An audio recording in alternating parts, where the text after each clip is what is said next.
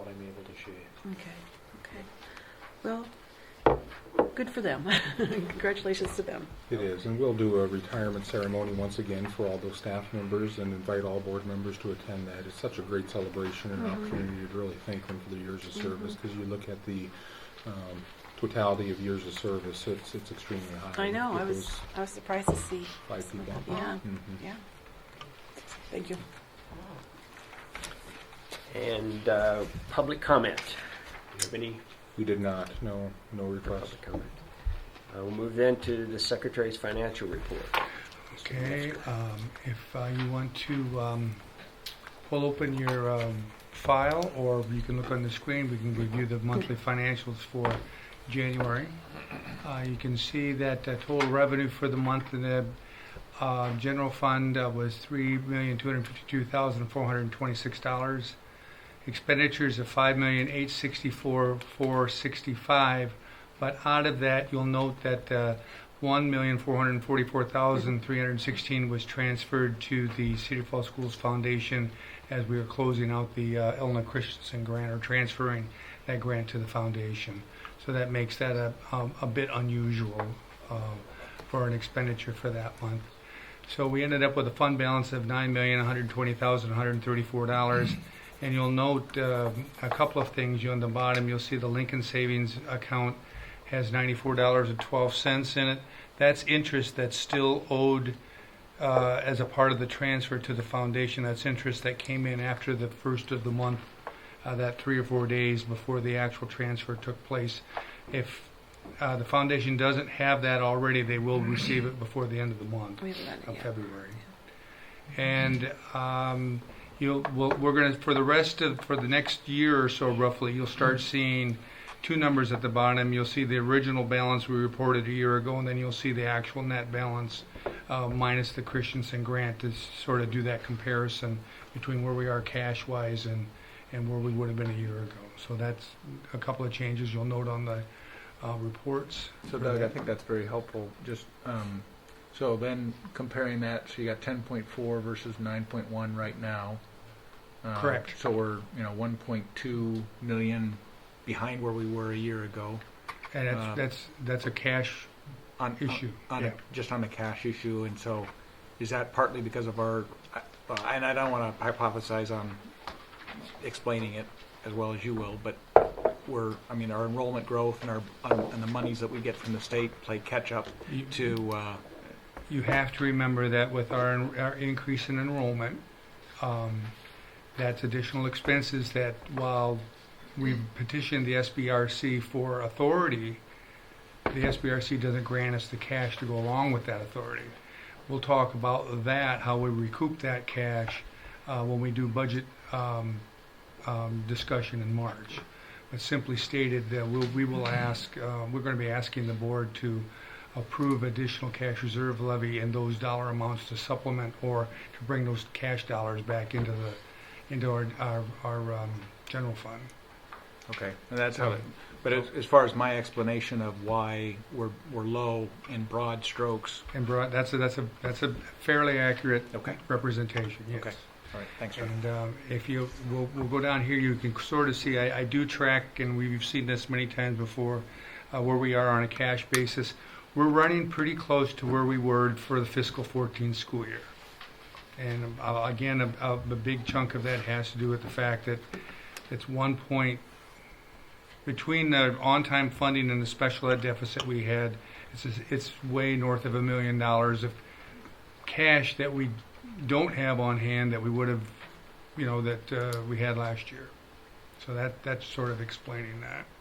And then here's the management fund, which again is a part of the report that you saw up above. We're tracking very, very steady. One of the nice benefits of that tracking, as close as it was to last year, is when we rebid the workers' compensation insurance premium, we received quite a substantial discount for that. And that's helped us with our cash balances for this year in the management fund.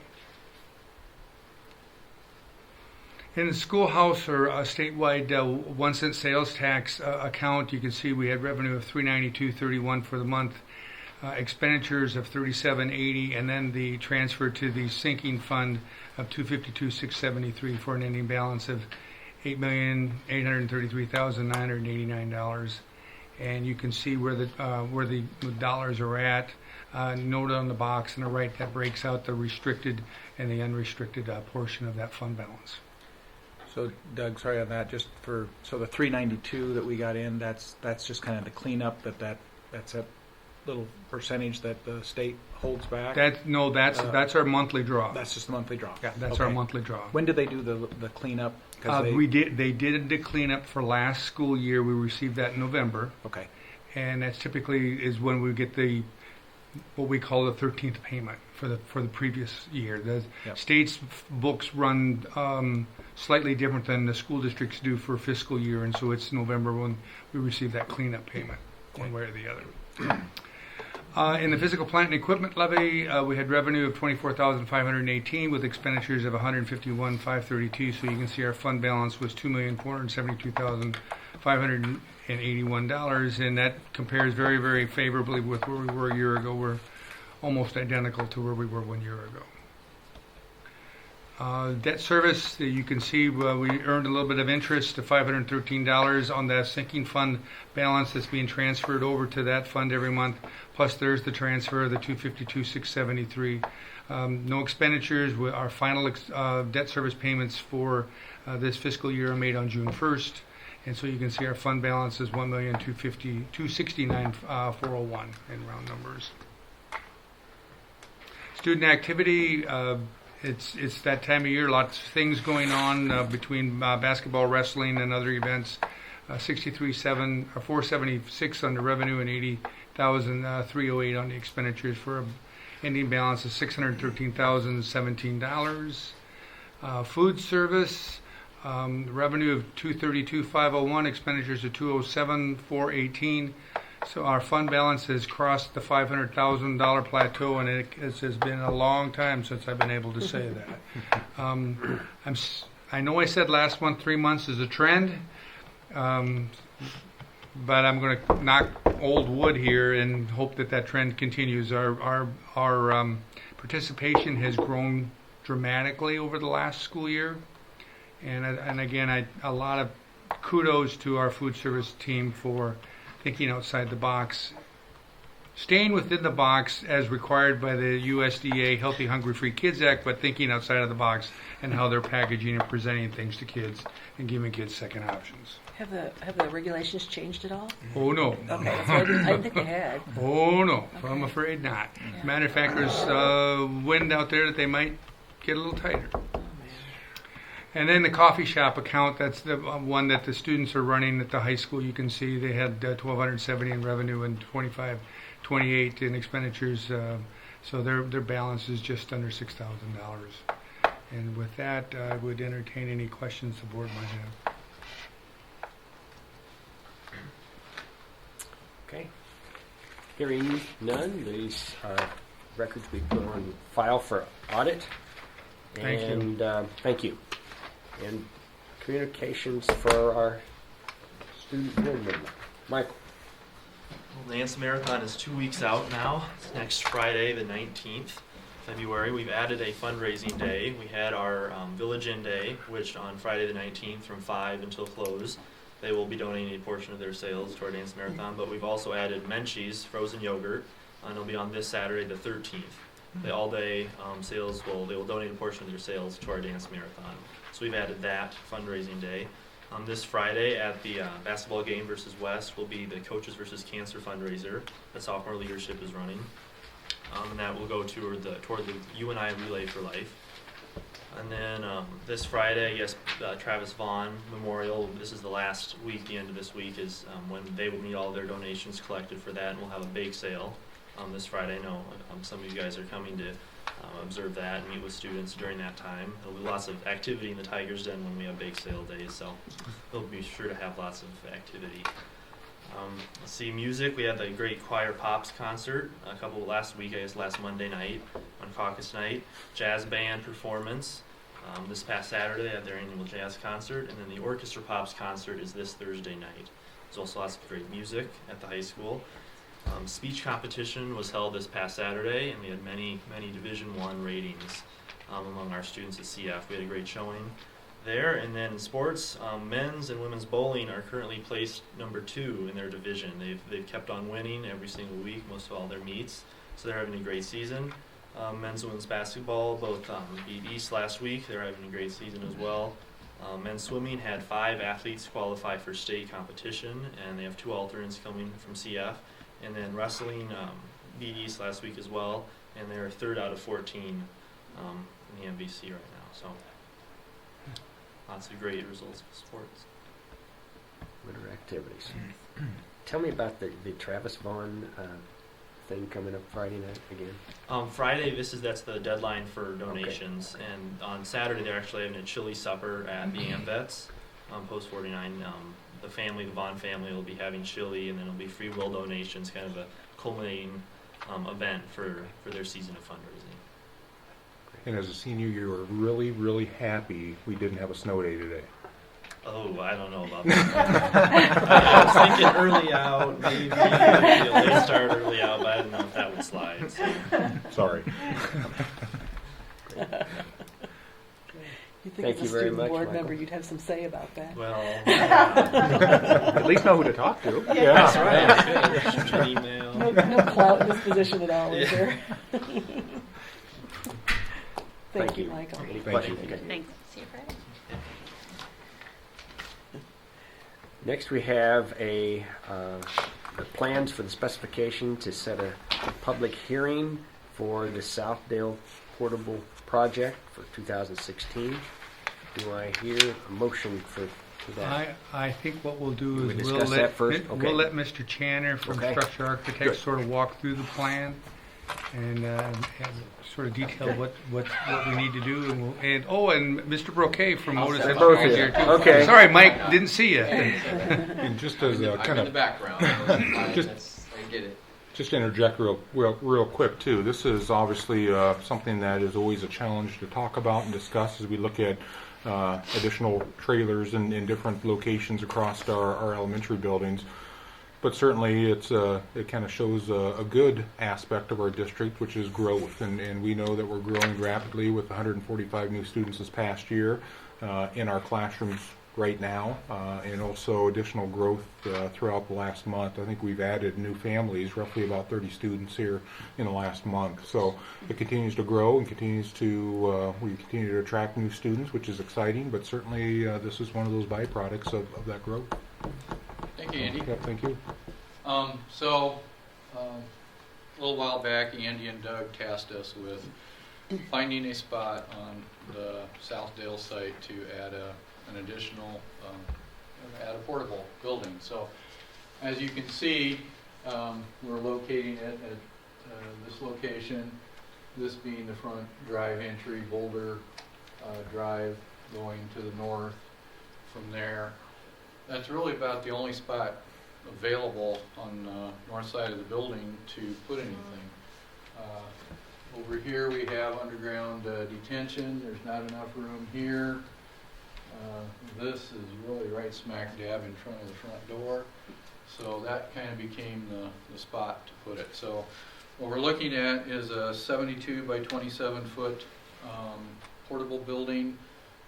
Very similar to the ones that you installed in 2012 at Hanson Elementary. So we're relatively close to the utilities. We don't have to go too terribly far.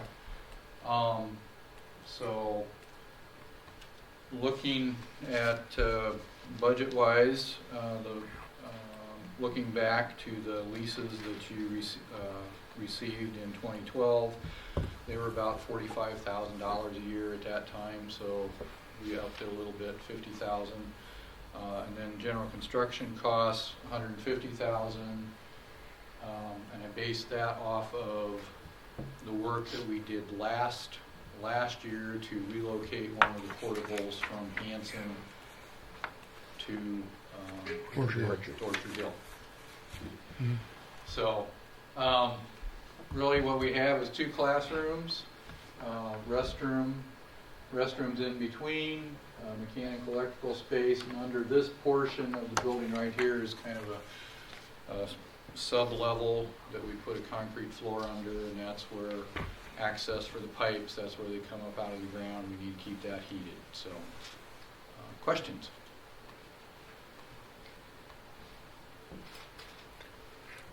One of the things I think board members have heard before, and we heard it through the last bond cycle, was the fact that we might have open classrooms, say at Hanson, and that is true.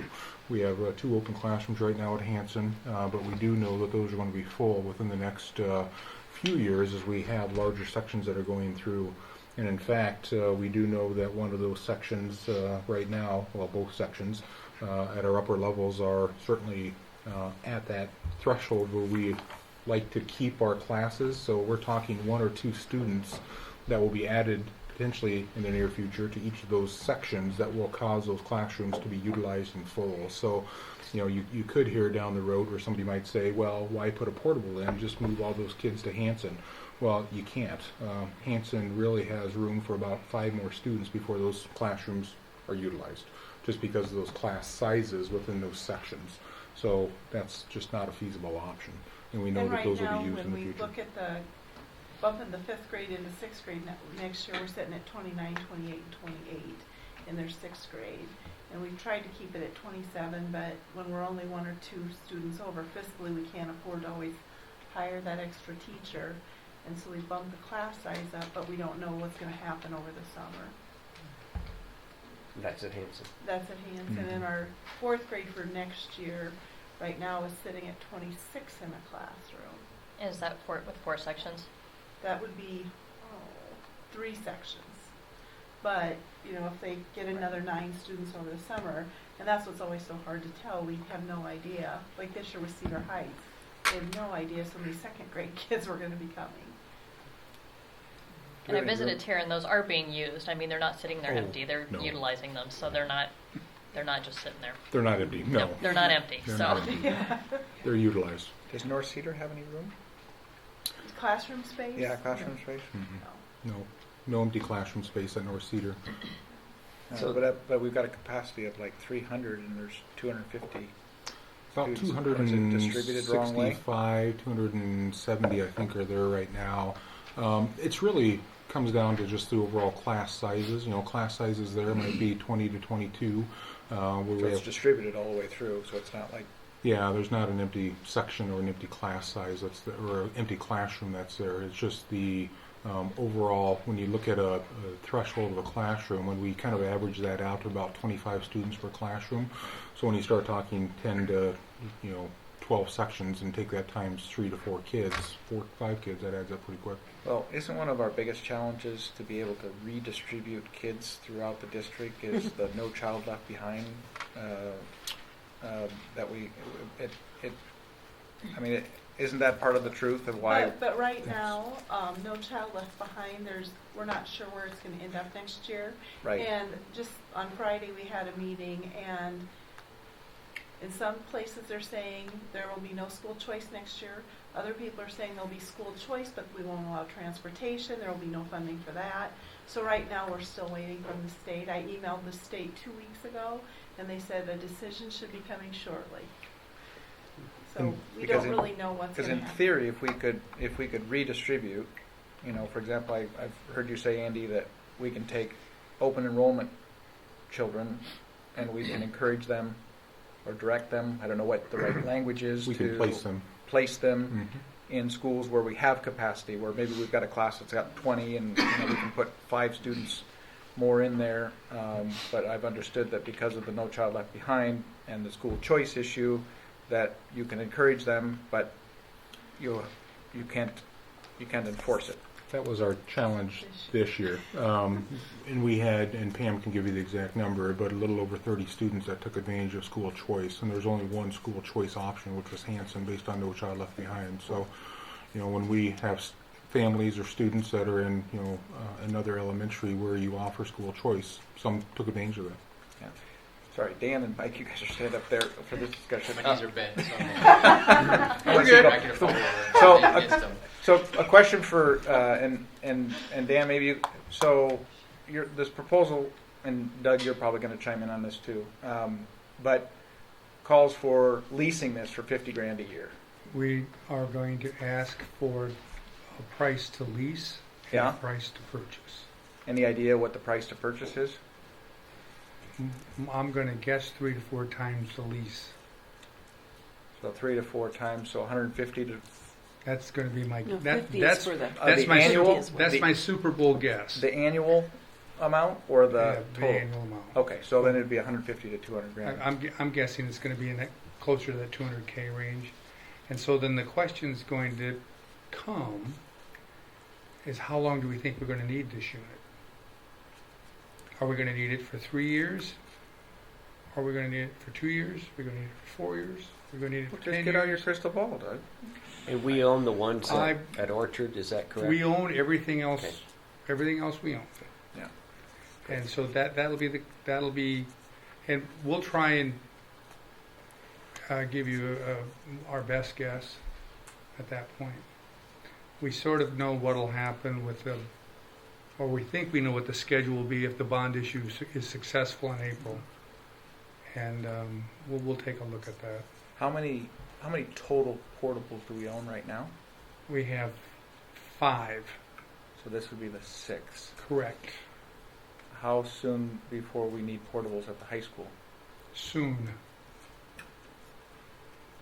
Like That's the why. academic year, next academic year? That's why No. we may want to look at acquiring and not leasing. Because Well, need them at you- Lincoln when? Not this year, but next year? Probably This the fall, but following the year. following fall? I could, Depending on kindergarten numbers and what they come Mhm. in at. And we are, like, our 6th grade class moving on to 7th grade is one of our largest numbers too. So eventually they will be at the high school. When we've looked at Lincoln, we knew that last year's 6th grade class leaving bought us a year because this current 5th grade class is our last 3-section class. So when they move to 6th grade this next year, after they move out, more than likely they'll be replaced by a 4-section kindergarten, which may mean that we will need a portable at Lincoln at that time. and that creates its own challenges because there's no space at place Lincoln. Yeah. really at Lincoln to place one. We have worked on a plan where we could potentially place one with, I'm going to call it the least minimal disruption option, but it would only be a single classroom portable. It would not be a double like you see on the screen because we don't have enough space for a double unless we significantly impact playground area. Right. So we own 5 right now. Correct. Those, for example, the ones that are, sorry. Actually, I Actually, take that back. yeah. We own more than 5. We own 6. 5 of them happen to be placed at Orchard. Orchard. We do have one at the high school. Okay. Okay. And sorry, I'm just, Sure. so we've been redistributing them, for example, the ones that were Hanson are now at, We had, during the Hanson construction project, we had leased 3 units for 2 years, and then we owned the 4th double unit. And the other single units we had, they've been scattered all over the place. They've been at Southdale at one time, they've been at Hanson at one time, they've been at, Pete had one at one time during the remodeling project, so they've been moved around quite a bit. I will tell you that the double unit that we have that's at Orchard right now is, for all intents and purposes, probably at the end of its useful life. I don't know if it'll survive another move. So I think to answer your question, Jeff, we had 4 double portables there. 3 were leased, 1 was owned. The one Right. that was owned moved to Orchard Hill. The 3 Yeah. that were leased went back to the Mhm. company. okay. Right. So, sorry, you guys are still got your knees You're bent? fine. Okay, all right. Thank you. You're the mayor. Why in the world does it cost $150,000 to put one of these in? I mean, isn't this a beautiful double wide? Well, I can kind of go down, I brought the breakdown from last year. So, general conditions, $10,000, for bonds, permits, insurance, general conditions for administration mobilization, $6,000. I put in a $10,000 allowance, just, what if we find something. Earthwork, to clear the site, dig the piers, 17,000. Concrete for the piers, 9,200. Concrete for slabs, sidewalks, 15,000. Carpentry for walls under the enclosure or under the building, 2,000. Decks and ramps, another 3,200. Insulation, 2,500. Siding and skirting, 3,200. Plumbing, material, labor, 36,900. And electrical, 24,300. So that all comes up to right at, I believe, 144,000. And this individual, when he bid it, was, I felt, pretty low. And so I upped it to 150 to take care of potentially being a second low. I guess this is all new to me, but I mean, I'm just listing the things, and that, I mean, some of those prices are just, I mean, to dig a hole for the piers, $17,000, Well, there's another a lot of 92. piers. Yeah, but I mean, that's digging a hole. I got a backhoe. I mean, concrete, 9,200. Yeah, Mhm. maybe. Sidewalks, can we use asphalt cheaper? We're only going to be in there for a few years. I mean, my issue with it is that this is $150,000 we're never going to get back. Correct. That's exactly right. And it is a beautiful double wide. Well, I don't know if it's beautiful, but Okay. it's Well, I'm trying to It's enhance it. It's efficient. Yeah. Yeah. Well, It'll do the I mean, job. lights are fluorescent. I mean, fixtures are just average. But that's inside the. That's inside. Does that Yes. come along with the building, or we've got Yes. to furnish it? That comes along. Lights come along with Yeah, the building. So the lights. electrical, the $24,000 electrical, is just to hook up the building. Yeah, we have to go across the street to new service because it's going to be less expensive to have CFU bring a new service than we reach back into the building with 200 amp service. So they have to bore underneath the road in order to do that. So we kind of did a cost analysis on that. Yeah. And then it takes fiber, data, fire alarm, intercom, wireless. All those have to get reached back into the building. Was there fencing? No. No. Water. We need water. So we don't do Yeah, any sewer, fencing getting around connected this to the structure sewer. at all? Mm, Nope. Because, It costs money. okay. Yep. Any other reason? Because we're sitting right, I'm thinking about the fencing, Mhm. security, Mm-hmm. so it's just, Yeah, we did not put haven't fencing done it- in. Haven't done it in any of them. I mean, this is a little We- different. This is sitting right out at Orchard, right? It's And all- I'm assuming this is not going to be, is this sixth graders? This is off of the second and third grade wing, right? It is. Mm-hmm. Yep. It will probably be a multi-age classrooms, possibly TAG, ELL, we don't Okay. know yet. Sure. It just depends on, Southdale's another one of those schools that we're sitting with some pretty high numbers in some of our classrooms. And depending on what happens over the summer, some of those decisions will have to be made. And if we put a fence all the way around it, we'd probably have a building code violation because the kids wouldn't have access out in any event of a fire. They'd have to go back into the main building. Okay. Mhm. And again, these are all code requirements. When you start looking at the foundations, you start looking at the sidewalk access, and that's going to be based on what we experienced with our bidding process. What was that, last year or 2 years ago? Last year. Yeah. Yeah, last year. So we know that these are going to be really, really close. Yeah. Well, And the thing, Jeff, is you got to keep in mind that the numbers that Dan proposed or talking about, they are competitive, and so we actually are. And unfortunately, that's been over the last few years, and so it's this kind of, there's a pattern here of how much it just really costs for Mhm. that. yeah, well, I'm sure That's Doug's asked you this question, but I'll ask it anyway. What you guys have recommendations of what we could do to save some money? We're doing all of it, PVC, PEX piping, we're the material choices, knowing that it's a throwaway.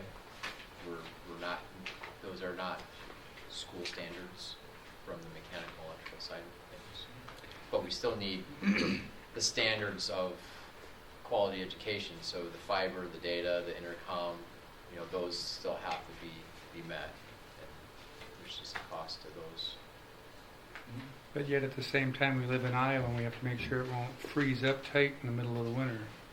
We're required to put the piers in. Yep. Yeah, I mean, I understand that from a footing standpoint. Yep. The steps and railings, wood. Put some outdoor carpet on the ramp itself so that we don't have slipping issues.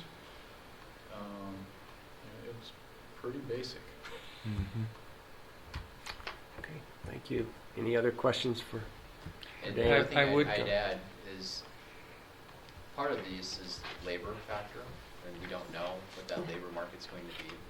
So if there's abundance of labor, then that price is going to drop down If too. it's, But everybody's busy, then that price can also Can go up. increase.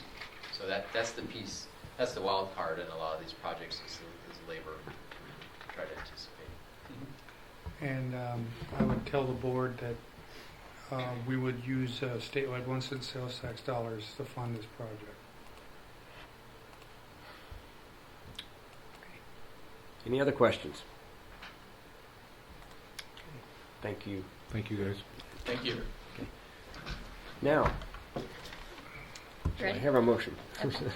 I move that the Cedar Falls Community School District Board of Education approve the proposed plans, specifications, proposed form of contract, and set a public hearing date of February 22nd, 2016 at 7 p.m. at the James L. Robinson Administrative Center for the Southdale Elementary Portable Project. Thank you, Jenny. Do I have a second? Second.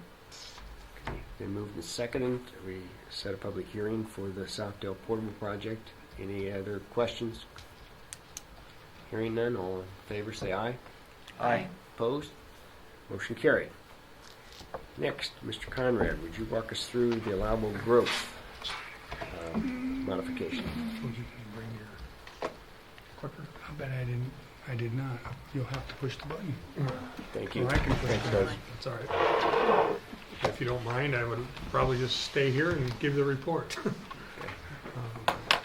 This is our annual dropout prevention application that we bring to you every year. Basically, it funds a lot of our at-risk programs and so forth throughout the year. Things like our alternative program and those kind of things that I'll highlight a little bit as we go along. The state did change the application this year. They actually combined some things into the application. Our at-risk funding is another source of funding that we receive from the state. And the state now has asked us to combine the application for those.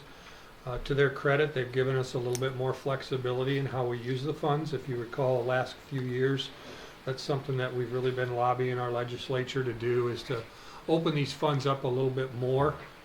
They were very prescriptive in terms of how we could spend these dollars. They're starting to get a little bit more flexibility for school districts to use these funds. So tonight I want to at least share with you how we're going to be spending the funds for next year.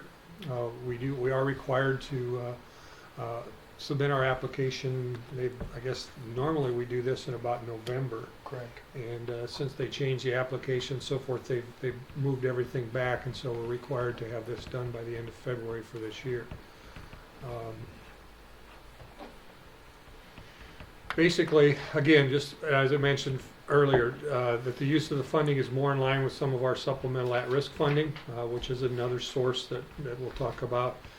It does incorporate that at-risk funding into the formula to determine what our total district budget is, and we'll try to give you an idea.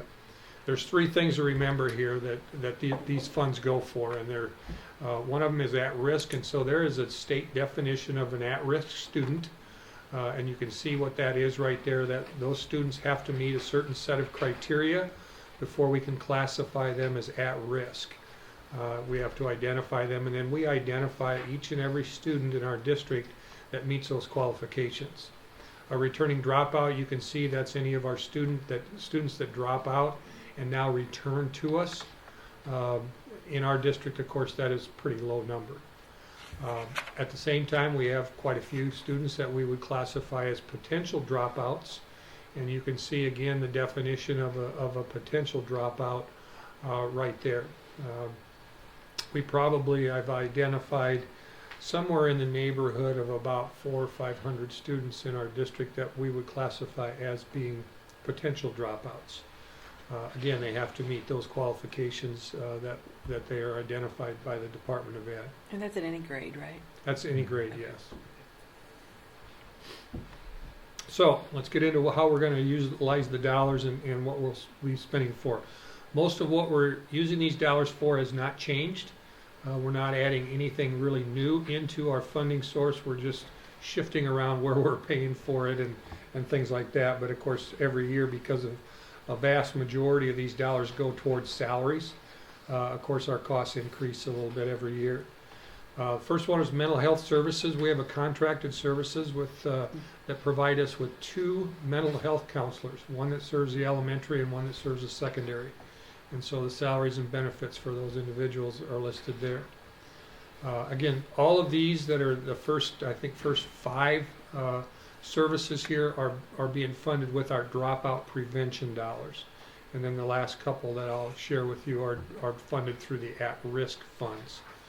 The second service through dropout funding is our alternative program and our behavior intervention center. You can see the staffing costs that we have, the online curriculum, and then this next year we are proposing that we replace the computers that are in that facility. They have not been replaced for about 6 years. And so we won't be replacing the monitors, but just the units themselves. The third area is academic supports. These really go to fund reading teachers at our elementaries that do not qualify as Title I schools.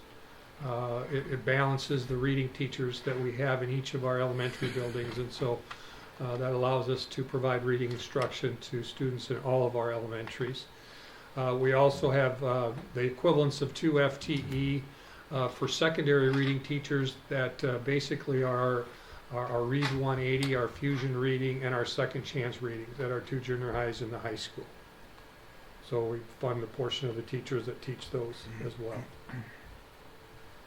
Credit recovery and our skills recovery program, that's our after-school program.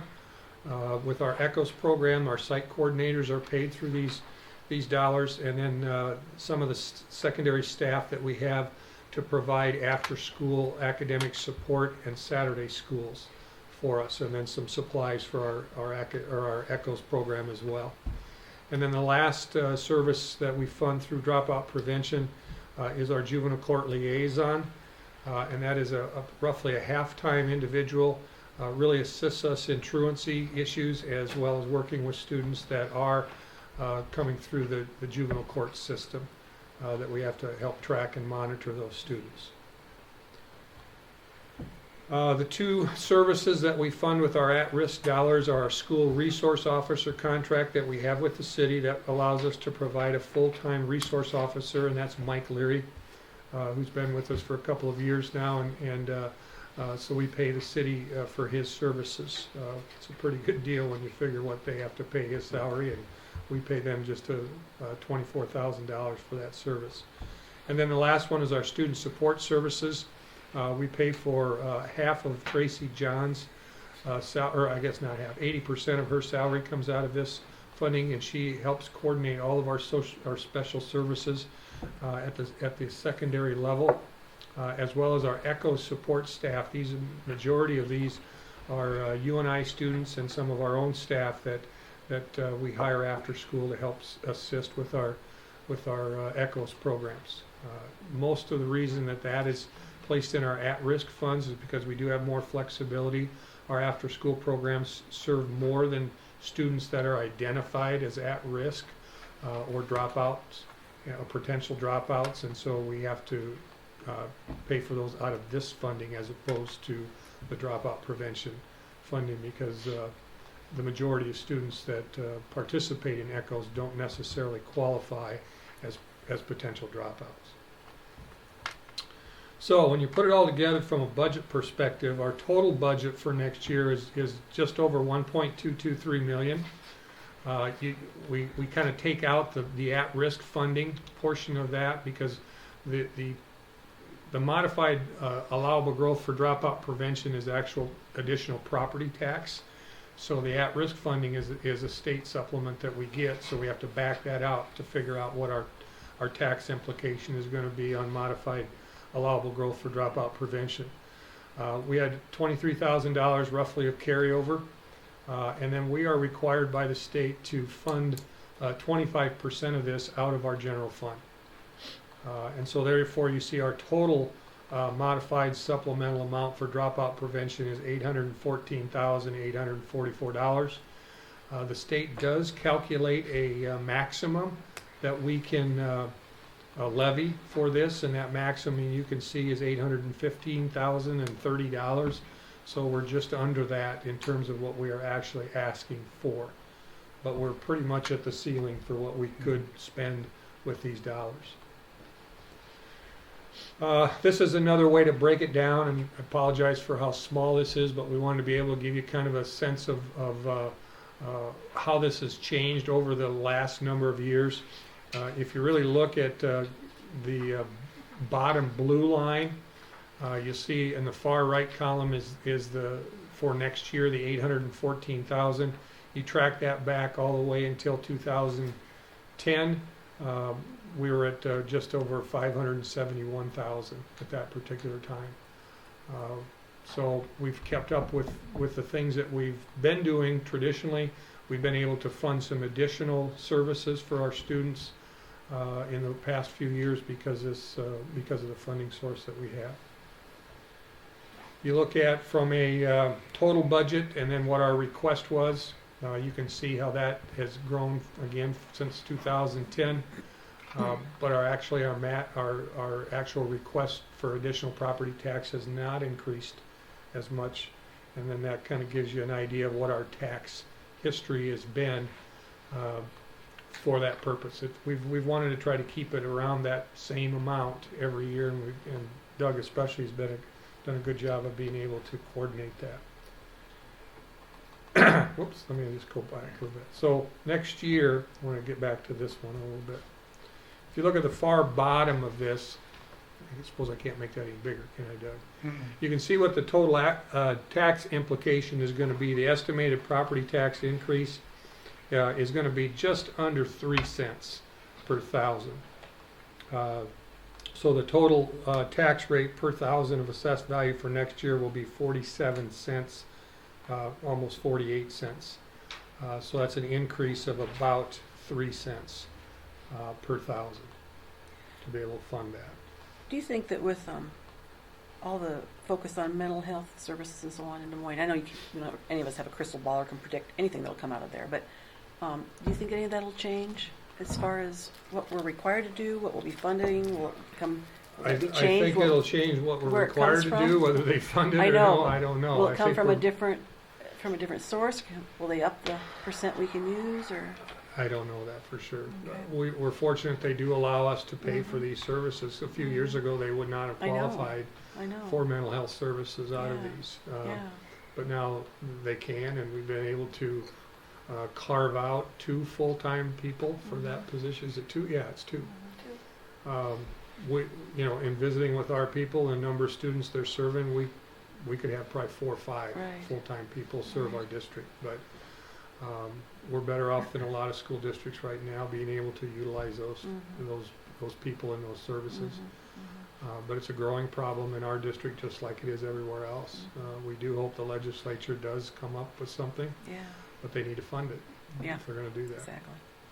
Otherwise, we take dollars away from some of the other services to be able to increase that. Right. Do you have a sense with that how often kids are getting to see a mental health professional during We the track week? that. We do track that. The one thing that we're trying to do, though, is if students are already receiving other services, not to duplicate services. So our So it focus depends on is the kids student. who have no other services. Any other questions? Yeah, Dan, can you go back to that, the chart you were on? How many, so I think it would be interesting, and maybe I'm putting you on the, but is over this time, how many students, and you've alluded to it, but how many students we're touching or serving throughout this time? And, you know, I assume there's an upward trend. Definitely. Um, You know, naturally, because of our increased enrollment, there's Right. more. Right.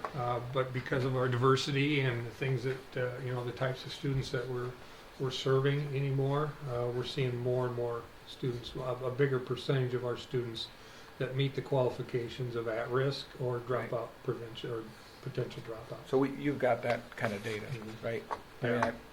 I don't think it's necessarily but it would be, for me, it would be very interesting to know how many students of the student population we're serving with this program. You know, how many students we're, just to give us a sensitivity to it, and, you know, and understand if, you know, if this thing is really spiking, or what, you know, where it's at. I can share with you at the beginning of this first half of this year, it was 92 students.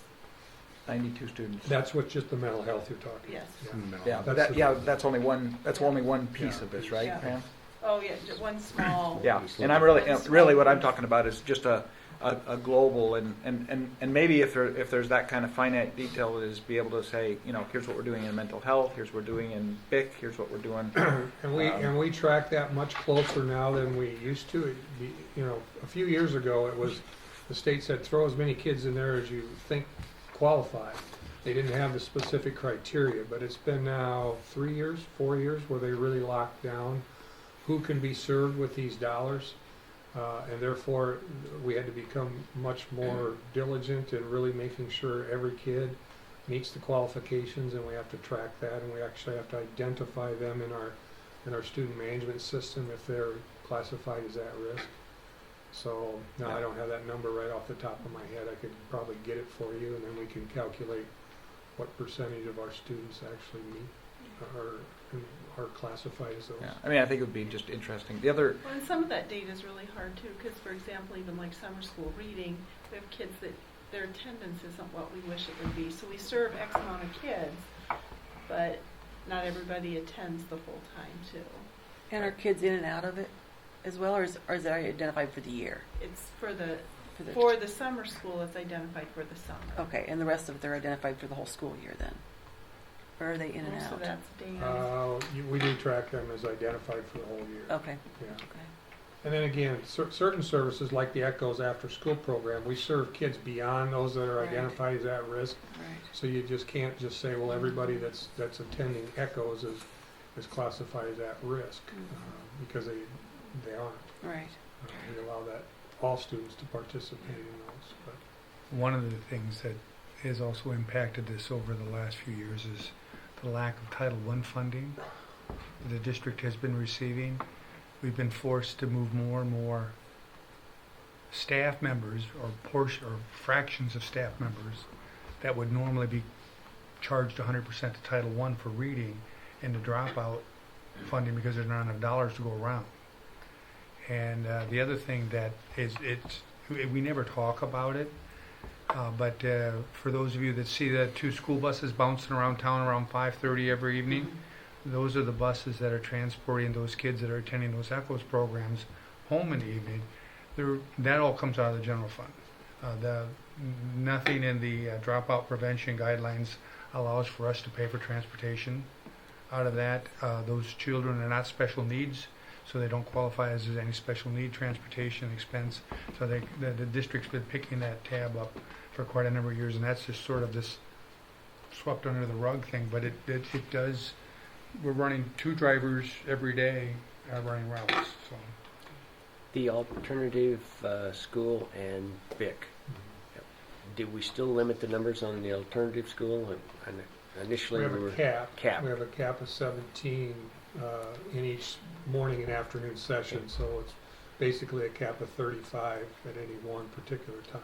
And is that pretty well filled? For the most part, yeah. And our behavior intervention center, we're serving anywhere between 8 and 15 students. So when you look at the 2 programs combined, roughly 50 students are being served. question on just numbers. So I see that, so I'm looking at total dropout budget line is pretty consistent up to fiscal year 17. And then, although there's between 15 and 16, there's a kind of a reshuffling of salaries that go up, and then some Mhm. other things that, is that basically just a reclassification of? There was some reclassification that the state required us to do. You'll notice that the after-school program was reclassified, and that was part of it. But they continue to tweak the reporting to us, and so we continue to adjust as necessary to meet the requirements. And then we added, so for fiscal year 17, we're adding this, the portion that's below that at risk, that's the dropout portion that's been, and I mean, as it's described there, or as it's shown there, it looks like it's almost new, but is that It's also not new. a, It's just that's, the first time that's, it's all It's not combined. it's new, also it's- another reclassification? Yeah, it's a reclassification. We've always had the at-risk program. We've just never reported it before. Okay. And to have put that data in this report would have sort of skewed our past history. And so that's why I made the decision not to report that. But we've had that at-risk program, I don't want to say forever, but as long as the state's funded it. Okay, so the jump this year is actually about $190,000, $187,000 between fiscal year 16 and 17. The big difference in the jump is if you look up above, Jeff, it's primarily benefit cost increase, as well as the textbook software supplies. There was an increase, and that includes that amount for equipment that they want to do for replacing the computers. That's about roughly 60,000, Are we adding? 55,000. Yeah, I know we got new benefits, but if we add the salaries into both of them, you're at, your salaries jump by about 100 grand. Well, and of course Right. that's based on taking our current staff and projecting a settlement and plugging it in. Now, in the end, that might not be that high, but that's how we've always done it in the past. And the benefit of it, if we shoot high, is then we get that money will carry over to the next year, and you can see we're going to have a carryover of this year, and then we'll be able to leverage that for next year. Right, about 23,000. Right. Correct. So are we adding staff? No. The staff No. is exactly the same, but the salaries are going up by that, because I don't see it. Well, there's quite a jump between 15 and 16 in salaries. There's a huge jump there, because salaries go from 523 to 718, and then there's another jump between 16 and 17, although it's masked because of the fact that the salaries for the dropout program is listed down below. But it's essentially a pretty hefty increase. It just seems like a big increase. It's the same FTEs, but when you try to look at how do you maximize the dollars, it could be different people that are classified in that with our reading teachers. We have more reading teachers that, because of the cuts and sequestration with our Title I, more people go into that. So you try to maximize who's being paid for Title I, who's being paid for dropout, to make sure that the services are still at the level that we know we need to have them, plus at the level that we expect for equity across all of our buildings, especially at the elementary level. So, we could be classifying Teacher A, Title I funding 1 year and out of dropout prevention a different year, just to make sure that we're maximizing those dollars the right way long term. I take that back. There is a very slight increase in staffing. We're reshuffling Title I people around, and there's like a couple of tenths add. I apologize for that. There's a very small change, but you're really looking at, from the dropout perspective, you're looking at, if we wouldn't be adding the at-risk piece of this, you're looking at about a $60,000 jump. The other $13,000 you see, that's in that at-risk budget. You'll notice that the budget amounts $126,000. The projected funding on the state's report is $113,000. I can tell you that the actual funding we'll get for next year will be very close to that $126,000. So that will really wash out. I think another thing, Jeff, if you look at after-school program total budget, all the way up until FY15, we were funding that all the way at just one line item budget. And then in 15, or in 16, they said we needed to reshuffle how that was, and so that 89,774 ended up moving up into salaries. The vast majority, I think, probably went up into salaries, because that would have been Yeah, that our was two the, coordinator salaries. that was, Yeah, that was and where I- they made us reshuffle. And I'm really just focusing on the line that says total budget dropout on at risk, because stuff gets shuffled around the different categories. And, we were at, 14, 925, 15, 4.04, 16, 1.04, consistent, and now we're up to 1.22. That's the jump that I'm focusing But on. you have to take 126,000 off of that to match out. So you take that 1,223,000, But- subtract that 126,000 above it. Okay, so that is new. For this. That the 126 is new. It's the first year we've ever had to Okay. redo it this year. We have to include the state dollars, so we have to include the expense. So we're including the expense. All right. Then you'll note down below, you'll see that He's taking. it's subtracted. That 113,000 subtracts it back out. Yep. Well, that's what the state's telling us that our funding's going to be for next year. But I can tell you for a fact our funding's really going to be the 126. Okay. We're- And my apologies, you said that they're- once before and I didn't yeah, catch it. I They're got they're that. using a Okay. previous year's number, but I know our funding will match the 126. Okay. So that wipes that out, and that's what it appears to be a lot larger than what it really is. Yep. Okay. Okay. Thank you for that clarification.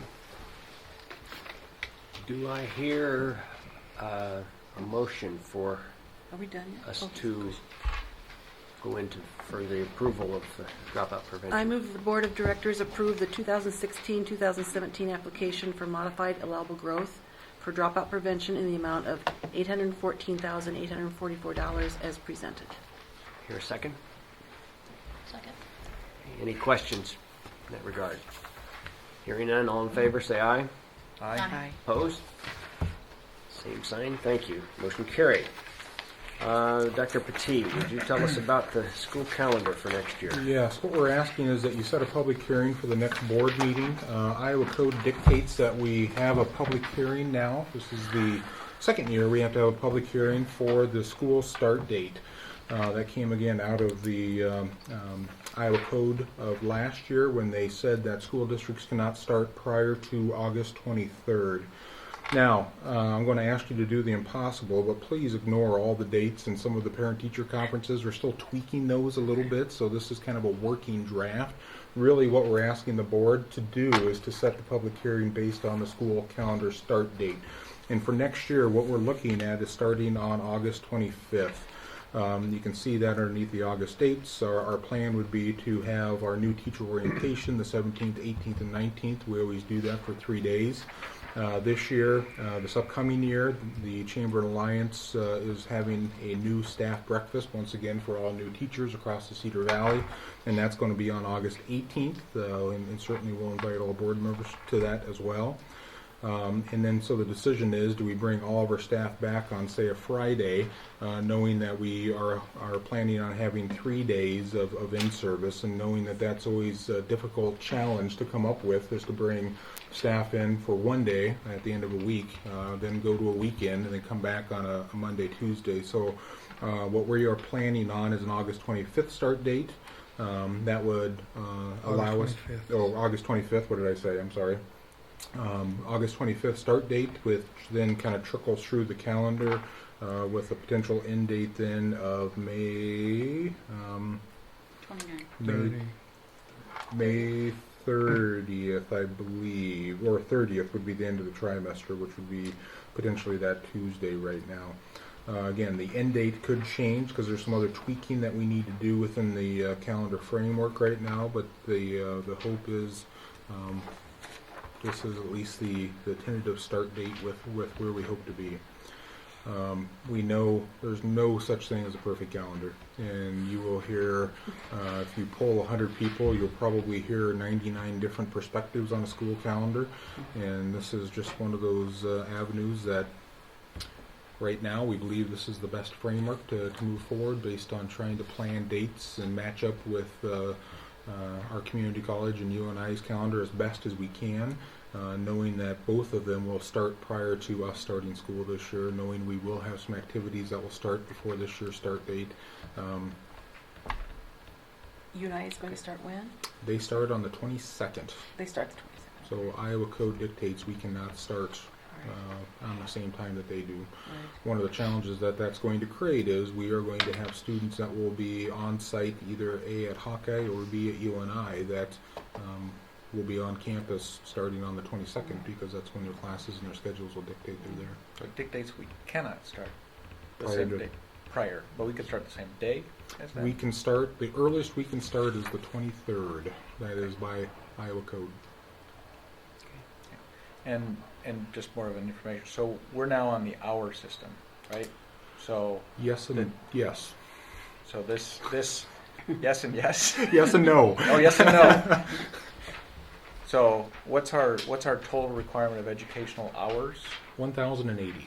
And this just more of a, so what's this total? Because I know we have snow days kind of built in to this without having snow day. It's more snow hours built in, right? It is. What I can say is this year we had 1,112. We have banked about 32 extra hours to make sure that we can accommodate for early releases due to heat, late starts due to other inclement weather across the line, which is time you do not have to make up. The reason I said yes and no, we're on instructional hours mainly because of the way our calendar worked to build in the PLC times and other aspects. However, we're still on a master contract of 187 days with 180 days of student contact time. What some districts have done, and I know some local districts have done, is they've cut down their instructional student days to in some cases even down to 174, and I think in one case down to 171 days based on the hours. So they try to bank maybe a few more hours during the day or minutes during the day so they can cut down on the number of actually days students are in attendance. I don't think philosophically that is something we want to do, especially as we maximize time. So what we're trying to do with the calendar is keep the 180-day student contact days, still have some flexibility in there so we don't run into a difficult situation where we actually have to then contract with some of our staff to come back because we have already maximized 180 days, but we maybe have gone late or released early, and then that gets into a really difficult situation. With our 90-minute release times or late start times, we have it penciled out where we can actually bank about 20 days of late starts. Early releases typically are going to be 2 hours to 2.5 hours. A combination of those, we can look at about 15 to 18 inclement weather days. Hoping that we don't have those. Yeah. Okay. Are we having graduation on Memorial Day weekend this year as well? We will. No, not this year. No, Next this year. year's earlier. Next year we will more than Next likely year have we'll to. probably have to. That's what's in here. When do they get out? And is it because of that? Because they don't get out until, 5 or, days. The state will not, we have to have at least 105 days prior to what we release all students for our senior class. Can only get them out 5 days earlier. And it's usually 50-50 every year. 50% of the people love it on Memorial Weekend, and 50% of the people hate it. Okay. I I'm know a lot glad of that I'm glad the elementary parent-teacher conferences are moved up though, because I was contacted about that. But they were awfully late when they were in December this year, so that is a good thing. I know a lot of thought has gone into preparing this, and I appreciate that. Do I hear a motion that we set a public hearing? I move that the Cedar Falls Community School District Board of Education approve of February 22nd, 2016 at 7 o'clock p.m. as the date and time to hold a public hearing for the 2016-2017 school year calendar. Thank you. May I have a second? Second? Been moved and second, and we set public hearing for the school calendar, February 22nd. All in favor, say aye. Aye. Opposed? Motion carried. Superintendent's report. One item I don't have on here is weather-related absences. I know I've kind of provided some updates. Always a difficult challenge. Always interesting when you look at this time of year. I know you may be contacted by individuals. It's just always one of those processes. You focus on student safety. You try to make decisions as best you can about 5:15 in the morning as we look at running buses, and I think today. We certainly missed the blizzard-like weather, I think, that a lot of areas did receive over the course of the last 12 hours, so we count ourselves lucky for that. But FYI, that's just an ongoing process and challenge as we look at those weather-related absences and late starts or cancellations. Going back to last week, we know with the blizzard warnings that we had, we canceled on Tuesday and Wednesday, and some people really enjoy that. Some people loathe those decisions, and we hear usually from both sides. So just as an FYI, please refer all those to me if you do get those, and I will take those conversations. February 22nd is our next board meeting. Our informational report is special education. We'll have some members of our special education staff here to present some of the aspects of their educational focus. Just a reminder, February 24th is the UN Legislative Advocacy Trip. I know Michael will be joining us that day. We will probably leave tentatively about 7:15 in the morning. I believe it starts at 9:30 with some conversations with some of the UEN leaders on advocacy and some of the bills that are moving through. They've invited some legislators to come to that meeting to talk about some of the updates as well. Funnel week, I believe, is that week, I believe. I'm looking at Sarah because I know she would know that. It's 2 weeks from last Saturday. Yes, so it's going to be right during that stretch, which will be a very interesting time too as we're down there. So again, if anybody is interested in going, please let me know. March 21st is then the one meeting we have in March. That is the Monday after spring break, just for everybody's awareness. That's always something that we do in March due to when spring break falls.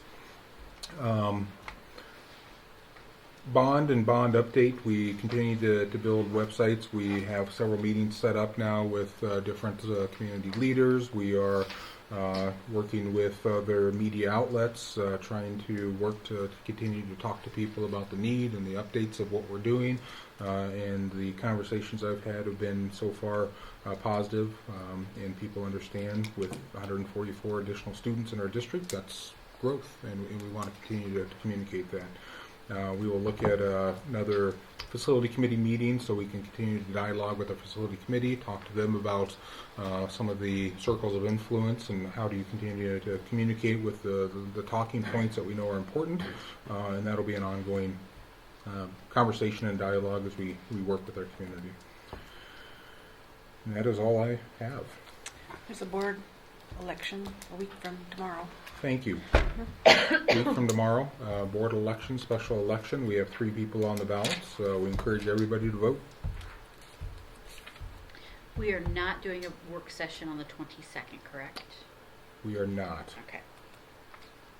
Do you want to mention the collective bargaining strategy session after that meeting?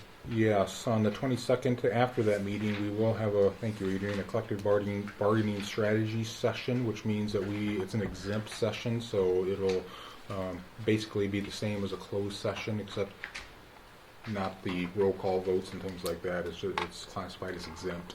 And we will talk with the board to ask your guidance on our strategy, potential thresholds, and where we should move with our collective bargaining. We have not opened any contract discussions yet by mutual dialogue, mainly because we have no idea where we're going to wind up right now for funding for next year, so it's kind of a moot point when we start looking at some of that dialogue. We do know that the governor in his budget called for a 2.45 supplemental state aid increase. Out of the Senate there's a 4%, and out of the House there's a 2% bill. So we know it's going to wind up someplace between 2 to 4%. A lot of dialogue that we're hearing, around the governor's recommendation, hopefully somewhat higher than that, and we'll continue to advocate for that as we talk with legislators.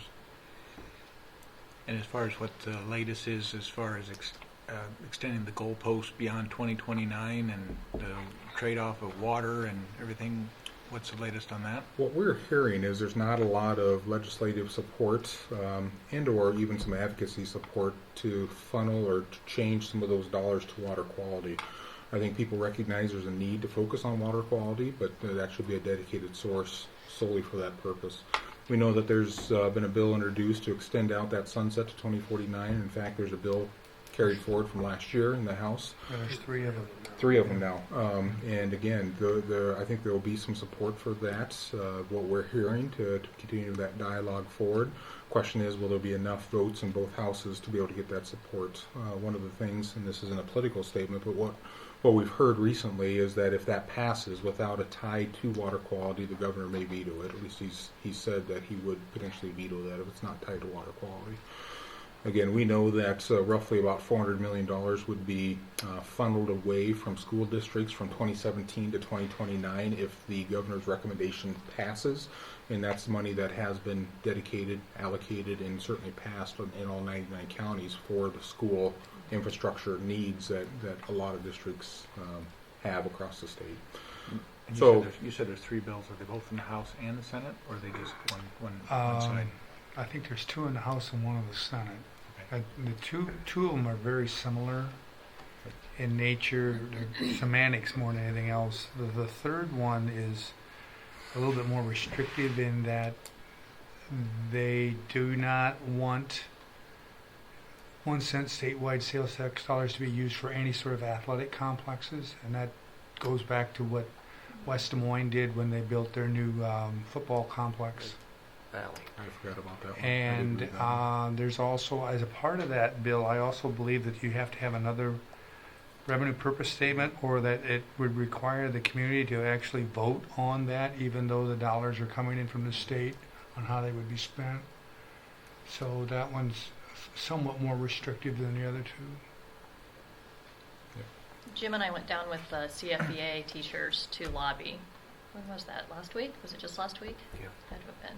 And we spoke with Walt and Jeff and Bob and Sandy. And, the comments we heard was there wasn't a lot of traction for the water quality, but I will also share there were some comments made that I don't think everyone understands the urgency of the extension. At one point someone said, well, it doesn't expire until 2029. Mm-hmm. And, we pointed out that there are many schools who probably have already bonded out to 2029, and, even for us, we're hoping to have an extension so that we can be able to fund these other facilities. So, I think that's somewhere that parents and we can talk to our legislators and help them understand there is urgency. Just because the sunset isn't next year, there's so much more tied to it than that, and I'm not sure there's either the political understanding or hopefully the political will to understand how important that is for school infrastructure. I was able to be at the legislative forum on Saturday. It was focused on mental health and mental illness across the state, but I talked with all 3 of our local legislators once again about that too, so it's important. So please advocate. I just wanted to say real quick, I did, and I know Susie's done a lot of visits too, so I just wanted to throw out, I had visited Hanson and Lincoln, and it was a good reminder to me that even though Hanson, it was great to go through all the beautiful new parts of that building, but the whole building has not been remodeled yet. We were looking at some very interesting, you want to talk about this one, the ones that are in Hanson are even more interesting than this one, the HVAC systems that are on their ceilings. So even as people talk about our buildings, I think it's important for us to remind them that Hanson, that remodel's done, and there maybe is some capacity space there, but that whole building has not been remodeled and it has not been touched. There are old ceiling tiles that are in need of replacement, and flooring that is mismatched throughout the building. So it's important to remind them of that. Going through Lincoln, I was there when I started at the old Lincoln, so I was there when the new Lincoln was built and had the pleasure of seeing all those great community spaces that are almost all gone. So again, it's great to go through Lincoln because it's a newer building, but to see so many of those great student spaces walled up now because we need them for classrooms is discouraging, and another reminder that our needs are pressing. And I know I'm speaking to the choir here, but as people point out, we have new buildings. There are some things that are happening in those buildings that are not what was supposed to have happened when they were built. So It's 148 kids, you said? Roughly about 145 students. That's a lot of kids this Yeah. year. Exactly. That's a lot. And again, about 30 since Yeah. we turned the calendar, Yeah. so starting Yeah. January 4th. It's great challenge, but it certainly is a challenge. We have a lot of families and a lot of students that are coming here. Like, I just have a quick question, because you see what Waukee is going through. You know, they had 700 and some students that they're not funded this year, so that's why they've had to cut their budget.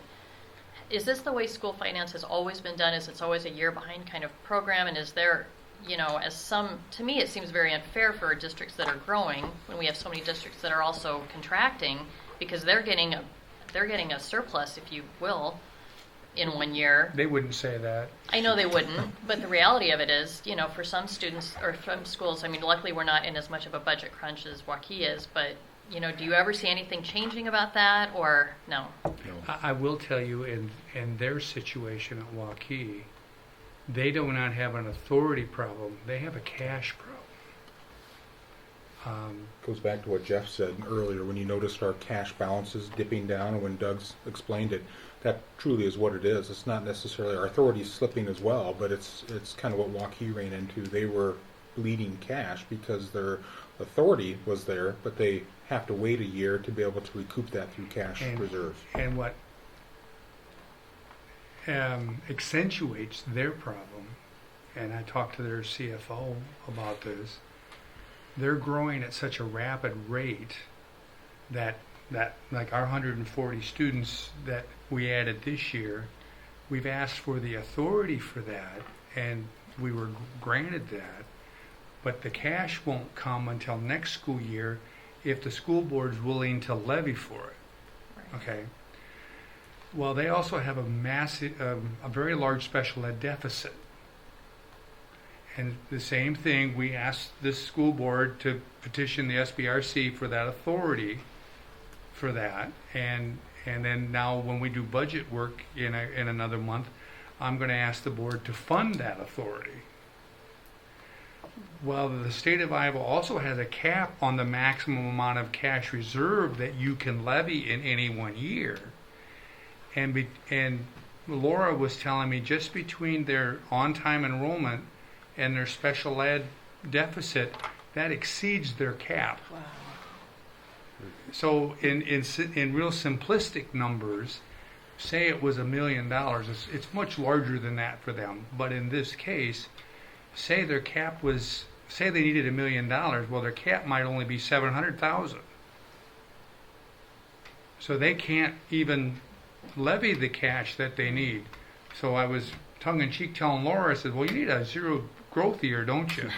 And in reality, while you don't want to say that, that would give them some relief so that they could max out their cash reserve levy to help make up some of that cash. Won't happen. And of course, that all goes into what's your solvency ratio, what's your bond rating, if you need to sell bonds. There's a multiple factors that tie into that if you can't keep your cash balances up. And we'll talk about that at budget in March. And you'll see a little bit about that in 2 weeks, because we also have our audit report to the board will be in 2 weeks. And then we'll kind of talk about that a little bit, as well as we kind of do a year in review sort of thing. And for those board members that have been here, you kind of know what that We bring show is all about. caffeine that night. Yeah. And Doug would know this much better than I do, but you will start seeing a lot of schools making reductions next month and a half. The funding just hasn't been there, and there's going to be many, many districts cutting positions over the course of the next, really 2 months before April 15th, which is the statutory limit when you have to make those reductions. So you'll be reading many articles, I'm sure. We're luckily in a very strong financial position and room with growth, which is positive, but it's something that we have to continue to look at, because the pie stays the same, and how you slice that then dictates how your budget goes. It's very scary to see the number of school districts in this state that are going to be in the what we commonly call the 100% guarantee. If we have 0% allowable growth for next year, it's way north of 200. And there's 335 school districts in the state next year, or 336, something like that. And it's very scary for those school districts that are, even if their enrollment's flat, not having the resources they had next year for this year. And that 100% guarantee is what they got last year. Basically, yeah. And they can only do that for how many years? Well, it's on a sliding scale sort of thing. You can do a 1% the first year, and then the second year, if you're below that amount again, it goes back to what the cap was the previous year. You'll see again when we start doing some budget work, some of our colleagues are very similar sized school districts have had some really massive enrollment swings down, and they basically are having to operate on no more money next year than what they're getting this year, and in some cases less, because they've had consistent declining enrollment. Okay, any other board comments, questions? Okay, hearing none, do I hear a motion we adjourn? I move we adjourn. And a second? Second? All in favor, can stand. Well, we got some signatures you need here.